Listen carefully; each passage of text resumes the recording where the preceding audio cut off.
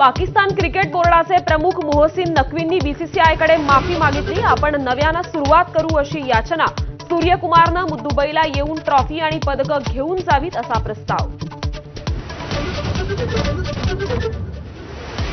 उद्धव ठाकरेंच्या दसरा मेळाव्याचा खर्च 63 कोटी रुपये असेल। भाजप प्रवक्ते केशव उपाध्ये यांचा आरोप। ठाकरे गटाच्या नेत्याचा हवाला देऊन दावा।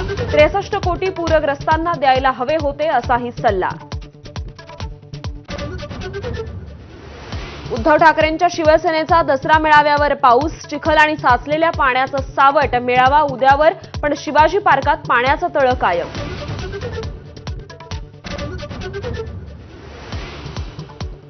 फॉरेन्सिक अहवालात दोघांनी गाडीवर हल्ला केल्याचं नमूद। अनिल देशमुखांचा दावा।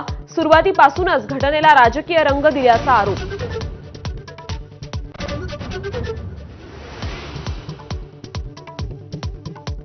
राष्ट्रीय स्वयंसेवक संघाच्या दिल्लीतील शताब्दी समारंभात पंतप्रधान मोदींची उपस्थिती।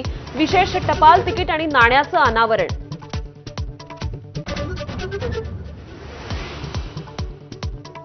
दोनशे 247 नगर परिषदा आणि 42 नगर पंचायतींच्या निवडणुकीसाठी मतदार यादीचा कार्यक्रम जाहीर। 1 जुलैपर्यंत तयार झालेली मतदार यादी वापरणार। विधानसभेच्या मतदार यादीत नसलेल्या नावांचा समावेश होणार नाही। ट्रक चालकाच्या अपहरण प्रकरणात मनोरमा खेडकरांना अटकपूर्व जामीन मंजूर। बेलापूर कोर्टाकडून 13 ऑक्टोबरपर्यंत दिलासा।